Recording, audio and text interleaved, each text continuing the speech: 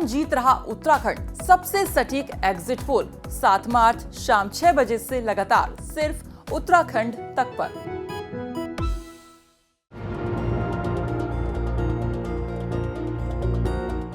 विधानसभा चुनाव को लेकर मतदान के नतीजे 10 मार्च को सामने आने हैं। ऐसे में सभी प्रत्याशियों का भाग्य ईवीएम मशीन के अंदर कैद है। 10 मार्च को आने वाले नतीजों को लेकर सभी प्रत्याशियों की धड़कनें बढ़ी हुई हैं। तो वहीं बाजपुर विधानसभा सीट से बीजेपी के प्रत्याशी राजेश कुमार ने प्रेस वार्ता कर एक बड़ा बयान दिया है। राजेश कुमार ने कहा कि बाजपुर की जनता का उन्हें अपार समर्थन मिला है, लेकिन वह 2022 के विधानसभा चुनाव में अगर जीत हासिल नहीं कर पाएंगे तो आगामी चुनावों में वह चुनाव नहीं लड़ेंगे।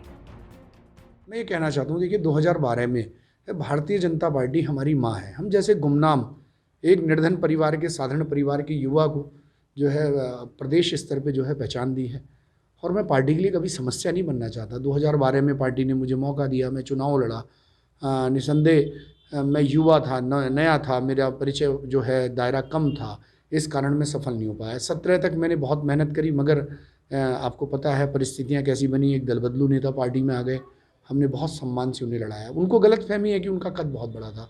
2017 का चुनाव भी हमारे देश के प्रधान सेवक नरेंद्र मोदी जी के नेतृत्व में ही जो है जीता गया था, उनके नाम पे ही जीता गया था। और 2022 में भी जो है आज अंडर करंट बहुत है मोदी जी को लेके, लोगों को बहुत आशाएं हैं मोदी जी को लेके, और मोदी जी ने वादे नहीं किए, उन्होंने काम करके दिखाया। तो मैं ये कहना चाह रहा था कि देखिए परिस्थितियाँ बहुत अनुकूल हैं, वातावरण बहुत अनुकूल है, माहौल हमारे साथ है, समीकरण भी हमारे साथ हैं। बाजपुर की महान जनता ने भी आशीर्वाद दिया है।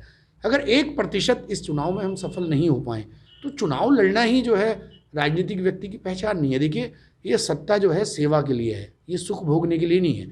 और निसंदेह ही मैं कहना चाहता हूँ, अगर 2022 के चुनाव में अगर किसी कारणवश मैं सफल नहीं हो पाता हूँ तो मैं पार्टी के लिए समस्या क्यों बनूँ? पार्टी मेरे को ही टिकट क्यों देगी बार बार?